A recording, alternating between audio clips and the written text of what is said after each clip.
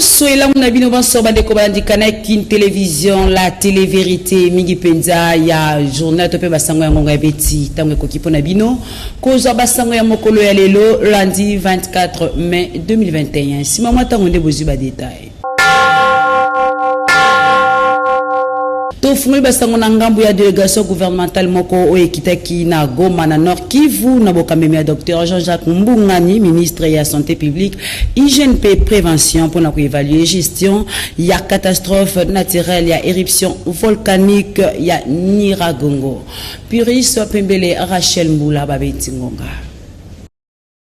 Nabosenga tata mokondi Félix Antoine Tshisekedi Tshilombo-Nde, délégation moko ya 6 ministres ya gouvernement Union Sacrée ekitaki en mission humanitaire na Goma mokolo ya lundi 24 mai 2021 esika wapi volcan Nyiragongo esanzaki moto mokolo ya samedi 22 mai 2021. Pour na kosala évaluation, Dr Jean-Jacques Mbungani, ministre de la santé publique, hygiène et prévention, oyo azali na tête ya délégation akambaki aussitôt arrivé réunion monene elongo na ba membre ya délégation na Totangi, ministre ya recherche scientifique, ministre des affaires sociales, action humanitaire et solidarité nationale, ministre de l'enseignement supérieur et universitaire, ministre de la coopération extérieure et francophonie, ministre de l'industrie, oyo bazalaki elongo na bakambi ya Nord Kivu, ba expert ya observation volcanique ya Goma, pe directeur général ya protection civile. Wapi batalaki évaluation ya situation ya éruption volcanique na ba dimension nango nyonso.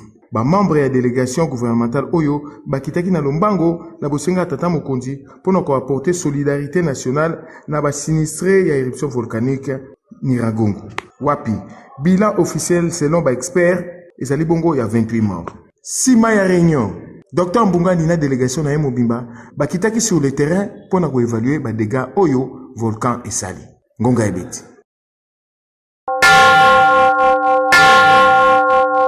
Nabasango ya justice mwana mboka Dr Mukwege mokambi ya hôpital ya Panzi na Sud Kivu abeti ngonga pona kosenga na bayimboka nyonso basanga na pona kosenga création pe installation ya tribunal international pona bambeba nyonso o isalema na Congo. Ngonga ebeta mina Puris Pembele pe Yannick Nzwiki. Tozo bunda pour impunité ici là. Ce qui est impunité ici, donc on y est exactement. Tout ce que na tribunal, tout le tribunal spécial. Ya Congo, pour makambo les cas qui na Congo, makambo na nyonso aussi là. Donc koloba pepele ezan des solutions te. Il faut to landela likambo moko na moko. Penga na kanisi batwana soki baza ba commanditaire. Ngai to yoto ko décider te que nani mtu aza commanditaire. Il faut que justice ele ka. Ce qui justice yé wala ndezo oyeba nani mtu aza commanditaire na oyo abanda ko exécuter.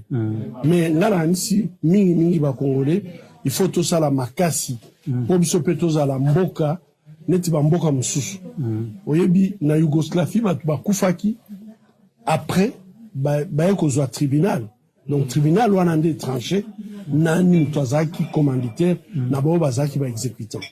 Makambo le cas qui par exemple en Allemagne bazui tribunal ils sont payé photo senga tribunal pour surtout tikala makambo olobana na banzela donc tozo ganga na banzela wana ko pesa solution te solution il faut et ya soli justice ezali ya ngwana nazo senga bino nyonso ba congolais bolandela likambo wana mutumo wa usalisa bino azalite soki bino bolande likambo wana te justice ekozala te pe soki justice ezate ata soki lobinga ke mutu wana za muyibi mutu wana za occupant bongo ko clamer wana ekosala nango eloko to simba likambo oyo nete zaka likambo ya congolais moko na moko solution ekozala soki justice ezali soki justice ezali te ngana kanisi likambo okende musika docteur ozaka yo moko ben balobi musaka moko sokolaka elongité ben esengeli congolais nyonso atia liboko siko na lingi opesa message moko pona ba jeune congolais o bazolanda po toza ebele ba jeune congolais bakoki kosala nini pona ba emboîter yo pas ngana kanisi lelo bozana ba réseaux sociaux bozana ba moyo boko communiquer nango poko senga likambo bolingi mona pona ngai na kanisi il faut que justice ezala soki penza ba congolais nyonso ba ko sangana basenga que justice ezala impunité ici là ngana kanisi mboka wana ozongela biso mais soki boyete ngana kanisiko ganga na balabala ezana tina.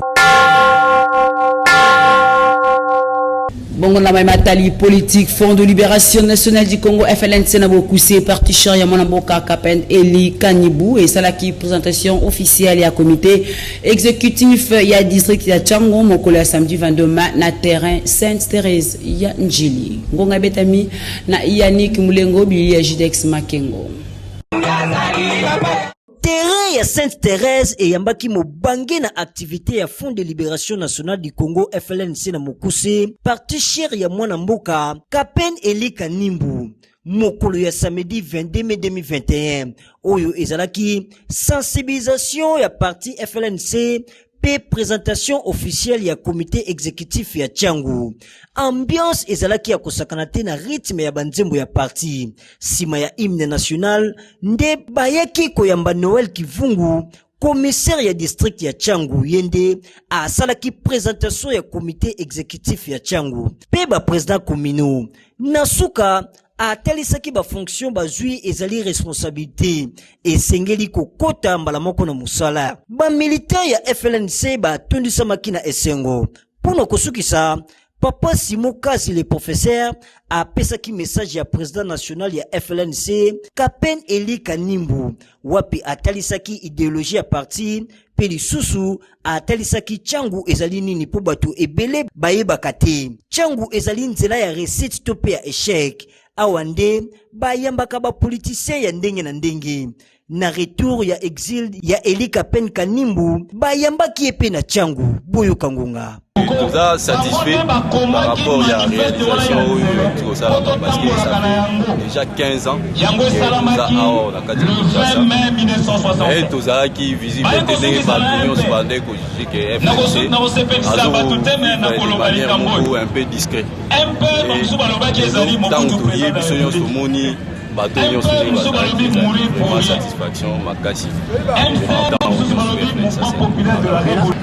fonction de ça fonction un peu lourd parce que pour gérer couper ça orienter ba jeune on a l'objectif mon futur la responsabilité et tout ça l'effort tout Luka ba jeune nyonso baza objectif à venir ya malamu pour la Congo. Et message est là très fort ya koyebisa na peuple congolais à ce que il n'y a pas de politiciens dans ce pays. Et presque la politique c'est qui change.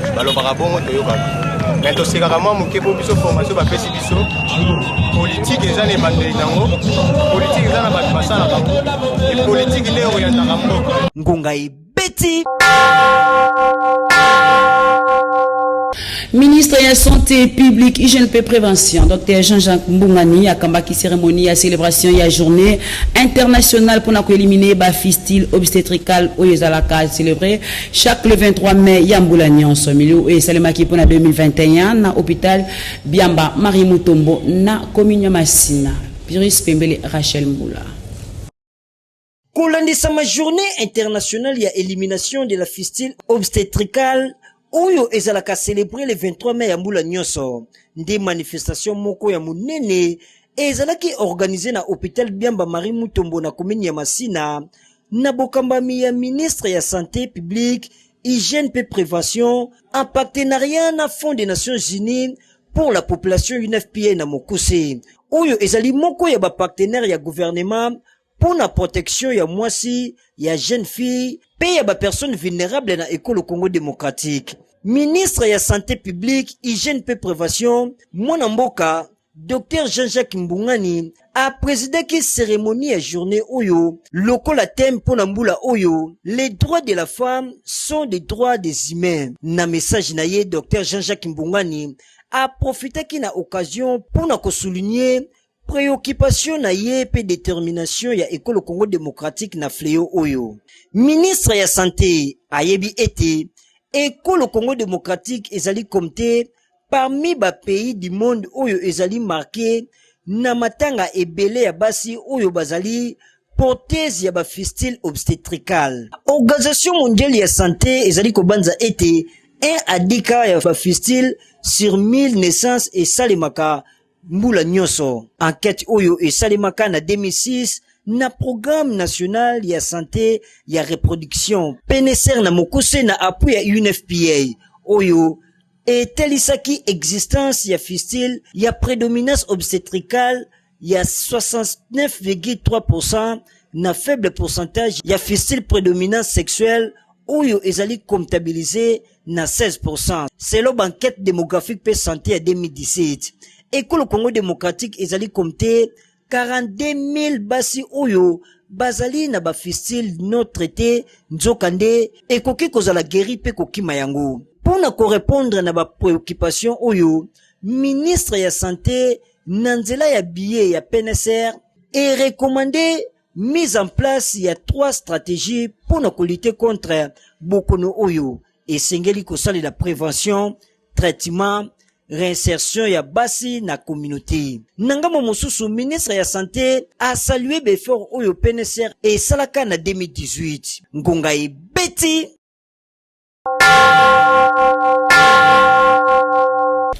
Ministre provincial ya santé Bernadette Panzou et l'ongona ministre provincial ya transport budget emploi pays fonction publique Monamboka Amos Mbokoso basalaki ouverture officielle ya centre de santé Madaïla na axe Mokali et tongami na propre fonds ya gouvernement provincial. Alenoka Puris Pembele bazaki kuna pona compte ya ngonga ebeti.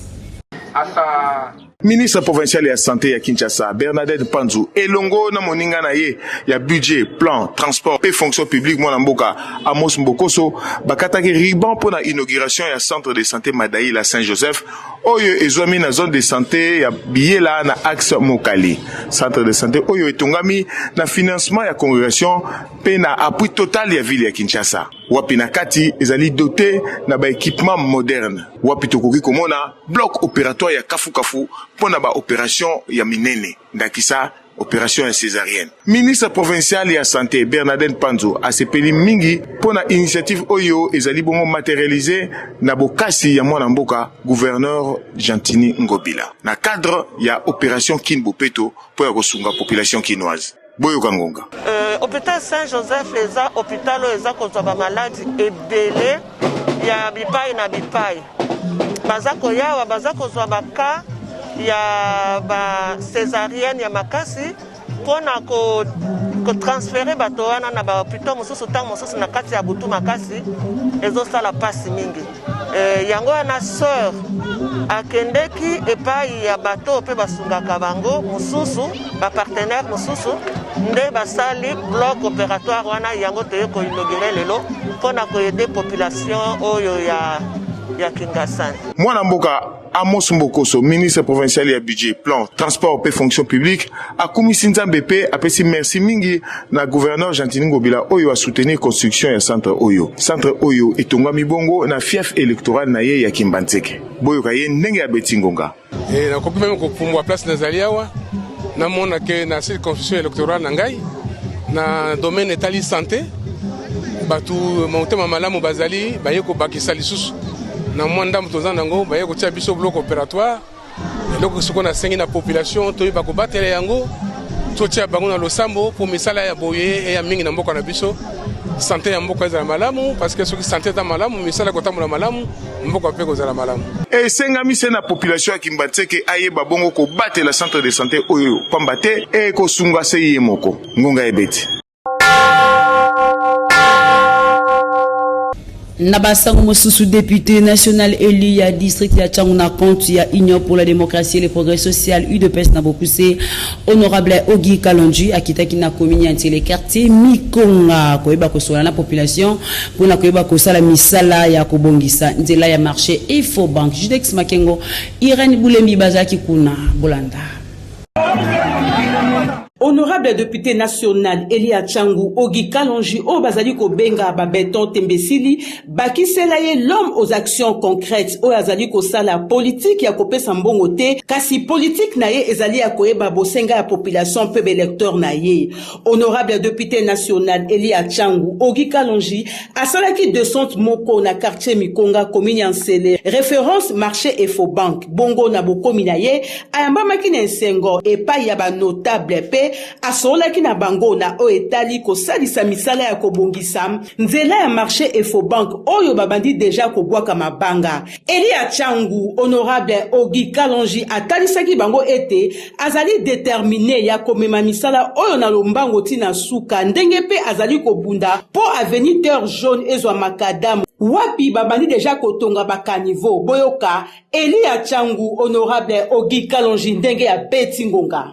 Tomonaki ba potopoto, tomonaki ba makambo nyonso wana, tolobaki avant tokita ifo to raisonner nanu ba solution nini tokoki kozwa po to diminuer ba potopoto pour permettre que bo circuler quand même moi kitoko. Parce que nzela ebongaka ata eza na makadamu te, ezala ata neti place oyo bato bakotambola. Mais on a moni na wenze kuna eza pona bato te. De tolobaki avant tokita esengeli tozwa ba solution po tokoka kosilisa likambo wana. Oyo Elia Changu honorable Ogi Kalonji azali kosala ezali ndakisa malamu ya kolanda. Bana mikonga balobi iyo bango kaka honorable Ogi Kalonji ngonga ebeti.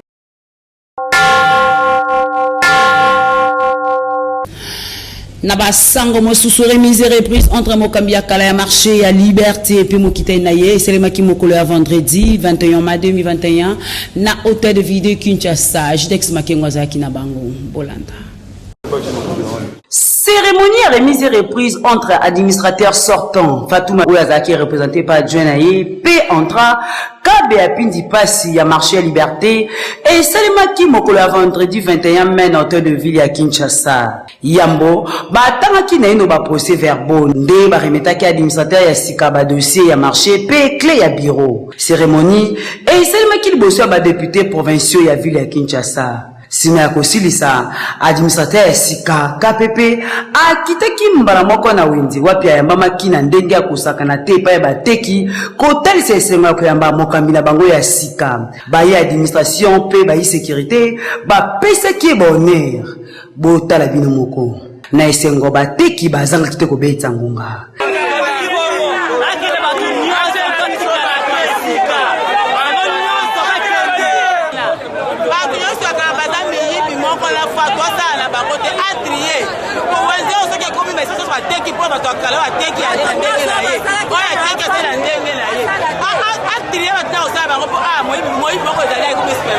Et c'est que baete Maman Fatouma balongolaki na Assemblée provinciale ya Kinshasa na question orale avec débat honorable Armand Ifouketo pour la gestion ya marché à liberté. Ngonga ebeti.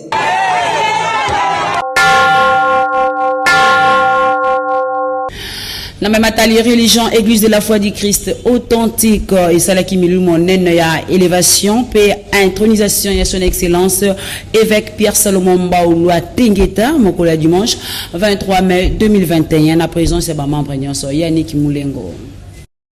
Et c'est là que journée moko très spéciale dimanche 23 mai 2021 na église de la foi du Christ authentique FCI na Mokuse oyo ezomi na Lemba Rigini na balabala Fumuntsaka numéro 24 wapi mubange na cérémonie ya élévation pe intronisation ya son excellence évêque Pierre Salomon Mbaoulou Tengeta et Salimaki.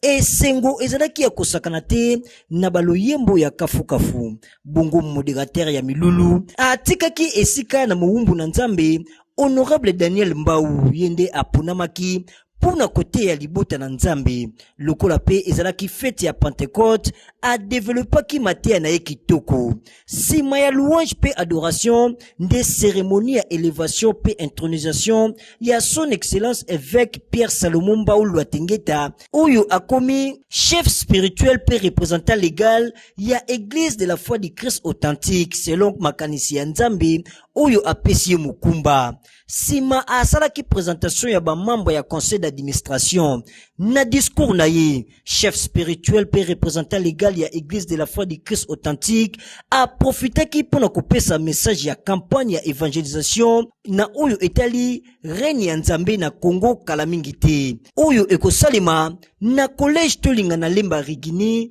le 29 kino le 30 mai 2021 na ngonga ya 15h buyo kangonga journée lelo eza journée sengo bomoni eza journée ya kitala ya mulimo santu na bapotre na mukolo yo Yesu a prometté bango kotindela bango mulimo santu lelo ezali ba église nyonso bazo célébrer fête wana kita ya mulimo santu na ba église na biso na église de la foi de Christ en dehors de l'effusion du Saint-Esprit aux apôtres lelo ba apôtres zabiso et c'est la journée aussi il y a intronisation on n'a pas il y a passation de pouvoir avec le ciel pour que je puisse diriger les activités au sommet de l'église.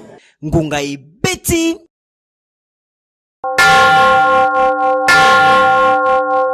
Tosuki awa pona basango na bino côté Lingala Ngungai Betty ya mokolo ya lelo lundi 24 mai 2021 ce qui vous sepeli bo pesa matonde équipe technique et salete basango e ko mamino la banda kuna no lenge elongo bandi bongo boko ba kolanda banaka ya kanek une télévision pepo cela na bino banso ba fidèles téléspectateurs ya kanek une télévision maton domingi